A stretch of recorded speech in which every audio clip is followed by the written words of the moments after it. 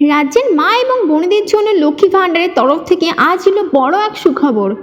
আজকে আবার ছাড়া হলো লক্ষ্মী ভাণ্ডারের টাকা। হ্যাঁ, আপনারা ঠিকই শুনেছেন, এপ্রিল মাস থেকেই কিন্তু মমতা বন্দ্যোপাধ্যায় লক্ষ্মী ভাণ্ডারের টাকা বাড়িয়ে দিয়েছেন, আর যথাযথ সকলের অ্যাকাউন্টে কিন্তু টাকা ঢুকেও গেছে। রাজ্যের মা এবং বোনেদের কথা ভেবেই মমতা বন্দ্যোপাধ্যায় সে করলেন এক বড় ঘোষণা, যেটা জানার পর রাজ্যের সকল মা বোনেরা কিন্তু দারুণ খুশি। মমতা বন্দ্যোপাধ্যায় জানালেন সে কিন্তু লক্ষ্মী ভাণ্ডারের টাকা ডবল হয়ে যাবে, মোট 1000 টাকা বাড়িয়ে দেওয়া হবে। হ্যাঁ, আপনারা ঠিকই শুনেছেন। তো এখন থেকে কিন্তু লক্ষ্মী ভাণ্ডারের সুবিধাভোগী মা এবং বোনেরা 1000 কিংবা 1200 টাকা করে পাবেন না, অর্থাৎ তাদের ব্যাংক অ্যাকাউন্টে ঢুকে যাবে 2000 এবং 2400 টাকা করে। আজকে কোন কোন মহিলাদের ব্যাংকের অ্যাকাউন্টে 1000 ও 1200 টাকা করে দেওয়া হলো? যারা আজকে টাকা পাননি তাদেরকে আবার কবে টাকা দেবে?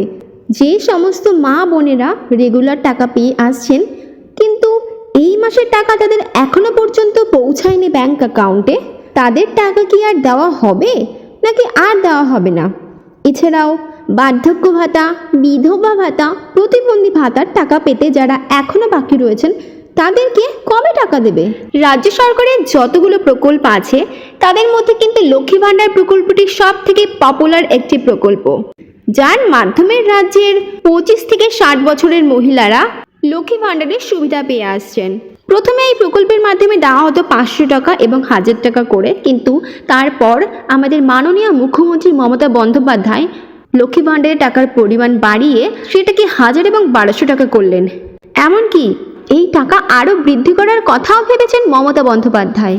যে সমস্ত মহিলারা 25 বছরের উপরে তারা আবেদন করতে পারবেন, এমনকি সর্বোচ্চ 60 বছর পর্যন্ত লক্ষ্মী ভাণ্ডারের নাম নেওয়া হয়। এই প্রকল্পের নাম নথিভুক্ত থাকলে সাধারণত ওবিসি মহিলারা প্রতি মাসে 1000 টাকা করে আর্থিক সাহায্য পাবেন। এছাড়া তপশিলি জাতি উপজাতিদের মহিলারা পাবেন 1200 টাকা করে।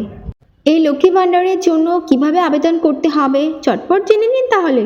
অনলাইনের মাধ্যমে আবেদন করতে পারেন।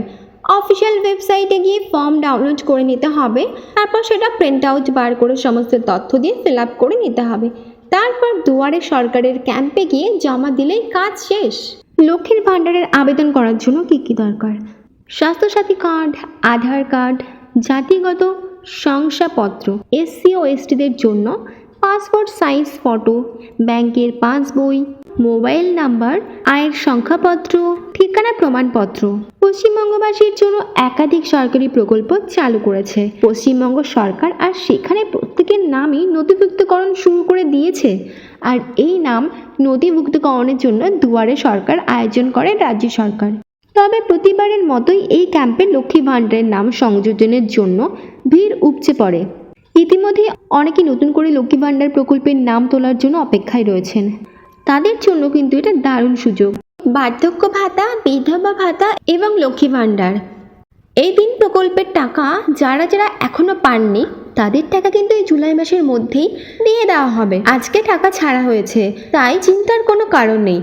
আপনাদের টাকা ঠিক টাইমে আপনাদের ব্যাংক অ্যাকাউন্টে পৌঁছে যাবে। তো এই ছিল আজকের ভিডিও। আজকের ভিডিওটা দেখে যদি আপনারা একটু উপকৃত হন তাহলে অবশ্যই ভিডিওটি বন্ধুদের সাথে শেয়ার করে দিন, যাতে তারাও উপকৃত হতে পারে। আর ভিডিওটি ভালো লাগলে অবশ্যই আমার চ্যানেলটাকে সাবস্ক্রাইব করে রাখবেন। চলো, দেখা হচ্ছে নেক্সট ভিডিওতে। আর কোনো রকম প্রশ্ন থাকলে অবশ্যই কমেন্ট সেকশনে জানাতে পারবেন।